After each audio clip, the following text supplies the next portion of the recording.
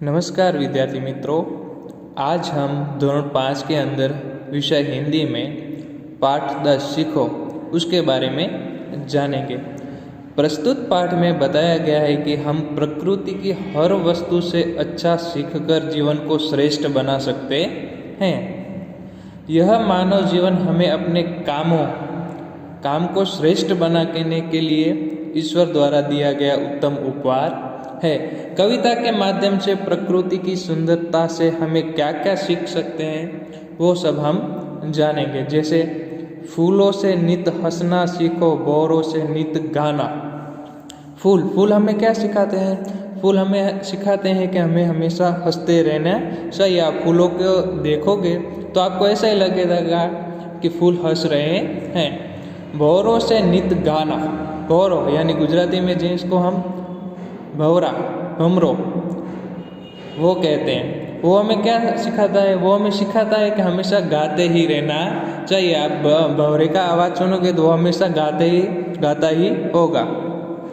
तरु की झुकी डालियों से नित सीखो शीश झुकाना। तरु यानी एक जात का पेड़ है, वो हमें क्या सिखाता है? शीश झुकाना यानी विनम्र। हम विनम्र होकर बात करना चाहिए सभी लोगों से, वो हमें तरु की झुकी डालियों से सीखने मिलता है। सीख हवा के झोंकों से लो कोमल भाव बहाना। दूध तथा पानी से सीखो मिलना और मिलाना। सीख हवा के झोंकों से मतलब क्या हुआ कि हवा के झोंके जब चलते हैं तो कोमलता का एहसास होता है। कोमलता यानी ठंडक का एहसास होता है। तो हम अपने व्यवहार में भी ऐसा भाव रखना चाहिए, कोमल भाव रखना चाहिए, न कि हमें गुस्से से बात करनी चाहिए। कोमल होकर सबसे बात करनी चाहिए, जो हमको श्रेष्ठ इंसान बनाने में मदद करती है। दूध तथा पानी से सीखो मिलना और मिलाना।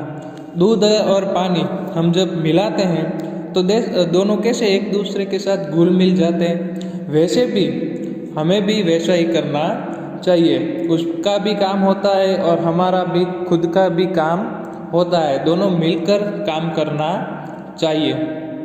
सूरज की किरणों से सीखो जगना और जगाना। लता और पेड़ों से सीखो सबको गले लगाना। सूरज की किरणें हमें क्या सिखाती है? सूरज की किरणें खुद भी जल्दी जाग जाती है और दूसरों को भी जगाती है। मतलब हमें अपने स्वयं को भी जगाना है और दूसरों को भी जगाएंगे। दूसरों को कैसे जगाएंगे? जब हम स्वयं जाग जाएंगे तो हम दूसरों को जगा पाएंगे। मतलब कि अज्ञान से ज्ञान तरफ हमको जाना है। हम ज्ञानी होंगे तो सबको ज्ञान बांट सकेंगे, हम ही ज्ञानी नहीं होंगे तो सबको ज्ञान बांट सकते नहीं है। इसलिए हमें सूरज से और किरणों से भी जगना और जागना सीखना चाहिए। लता और पेड़ों से सीखो सबको गले लगाना। लता यानी गुजराती में हमें जिसको वेल कहते हैं। लता और पेड़ों वो दोनों गले मिलकर रहते हैं, यानी कि हम उसको भी नहीं छोड़ते और हम अपने आप को भी उसमें बांध लेते हैं। मछली से सीखो स्वदेश के लिए तड़प कर मरना। पतझड़ के पेड़ों से सीखो दुख में धीरज धरना। मछली हमें क्या सिखाती है? अपने स्वदेश के लिए तड़प कर मरने का मतलब क्या? कि मतलब मछली है, वो मछली का स्वदेश कौन सा है? मछली का स्वदेश है पानी। हम उसे पानी में से निकाल लेंगे तो वो कैसे अपने पानी के लिए तड़पेगी, क्योंकि पानी जल के बिना मछली मर जाती है, वो हम सबको पता है।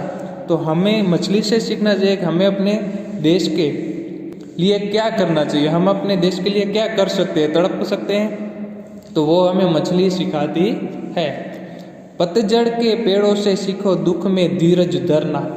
पतझड़ यानी गुजराती में जिसे हम कहते हैं पानखर ऋतु, जब पेड़ के सारे पत्ते गिर जाते हैं, पेड़ के सारे पत्ते गिर जाते हैं लेकिन फिर भी पेड़ धीरज धरता है। उसे पता है कि थोड़े समय बाद नए पेड़ पे फूल या पत्ते आने वाले होते हैं, तो वो हमें सिखाता है।